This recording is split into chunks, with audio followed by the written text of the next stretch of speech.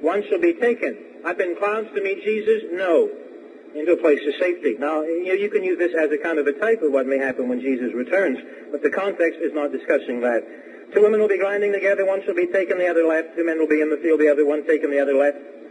And they answered and said, well, where? Where are they going to be taken? You see, they knew this wasn't Christ's return.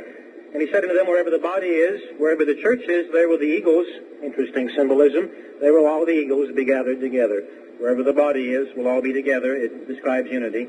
And there's a clear promise there of protection. I want you to turn to Revelation chapter 3, and we'll just sort of zero in very quickly on some of those promises. And let's burn some of these things into our minds and learn the lesson of Lot's wife and learn not to make the same hideous, awful, ghastly mistake that she made.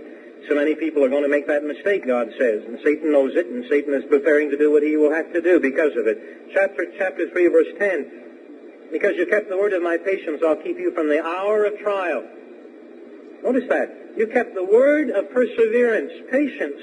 I will keep you from. The Greek word is ek and means out of, away from. What? The hour of the trial, not the hour of trial in general, not human day-by-day trials and problems and sicknesses and all of that, because those things we do have to go through. Will be kept out of, away from the hour of the trial. Which one? Which shall come upon all the world, not just some of the world, but all the world. This is worldwide trial. No other way you can look at this. This is worldwide conflagration. To try those that come upon the earth when? Behold, I come quickly. That's in the days of the return of Jesus Christ.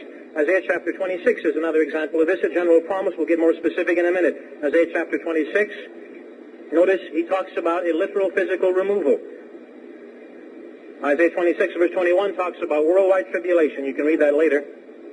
God is going to come out of his place, Isaiah 26, verse 21, to punish the inhabitants of the earth, the whole world. That's worldwide tribulation. What does he say to us in verse 20? Come, my people, God's people, enter you into your chambers. That's an enclosed location. And shut the doors about you. Remember, God said he shut the doors of the ark? He shut them and nobody could get in. Again, doors are going to be shut. Hide yourself, as it were, for a little moment until the indignation be past. Now, how can you hide in your own house? Ever tried to hide in your own house? I haven't. It never did seem to work. Halloween evening, sometimes we've hidden in the kitchen. We've learned over the years it's better to go someplace else than to get out of the house. The kids always seem to know you're there. Ever tried to hide when the Jehovah's Witnesses knock at the door? You know, you don't want to answer, but they always come by with these sweet little children nowadays to get you to open the door. And ever sat in the kitchen when Uncle George came by that you owe $25 to and you really don't want to see him? And you tell the kids to shut up, you know, don't talk. Everyone's sitting there, not moving, the lights are out. And you grab the dog and you're holding his muzzle shut so he doesn't bark. And you're saying to the kids, shh. The kids are trying not to laugh. You've never done that kind of evil thing, have you? Maybe some of you have. But the unwanted guest keeps on ringing. He rings and rings, because he knows you're there. You see, he knows you're there. It's obvious. Your car's in the driveway, dummy. You didn't, you know. He knows you're there. And there's smoke curling out of the chimney. And there's no mail in he goes and checks the mailbox, no mail. He knows you've taken the mail in. He knows you're home. Now, if God did protect you in your home, how could you hide? It says we're going to have to hide. How can you hide in your own house?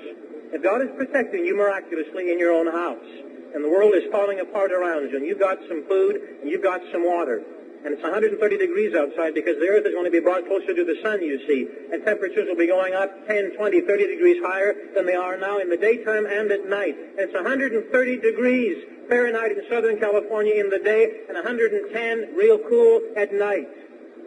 But you've got air conditioning, you see. I mean, God is blowing cool air into your house. Because you can't go out. You don't dare go out. You're in there in the air conditioning. You think you can hide that from your neighbors? You'd be famous all over the L.A. basin if you had food and air conditioning and all those things. You'd have the weak and the dying lining up in front of your house every morning begging for food, saying, I want some of what you've got. You'd have the elderly with the heat prostration banging on your door saying, let me in. I can't survive this 140-degree heat any longer. We know it's cool where you are. We know it's cool in there because you never come out. You got something that we don't have. And if you said no, they'd burn the house down. They'd break the windows in. They'd get in there somehow, these starving, dying, sick human beings, to get what you have got. You couldn't hide. And God says we're going to hide for a little moment until the indignation be past. Now, where? Everybody always wants to know where. You want me to tell you where? I can't tell you exactly where, but I can tell you sort of exactly where. It is a little uncertain, not all that uncertain, I don't think, but a little uncertain, which helps to generate faith and is good for our faith. And I'm not going to be categorical today, but I think we can come to some interesting possible conclusions about where conclusions we need to analyze.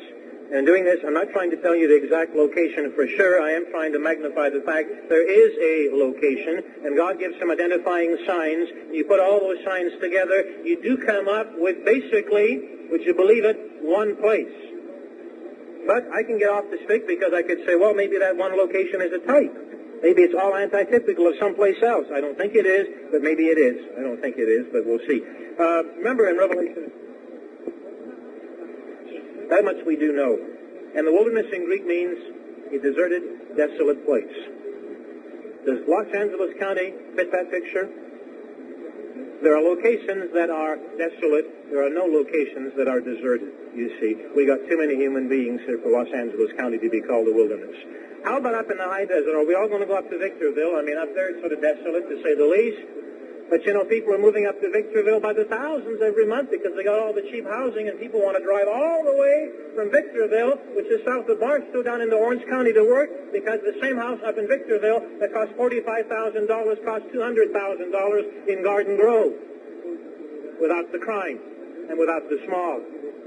Now, Victorville isn't the place of safety. We couldn't hide 100,000 members in Victorville. We got enough trouble hiding the 25 members we already got up there, you see. They keep the whole place stirred up all the time as it is. So, no, it isn't going to be Victorville.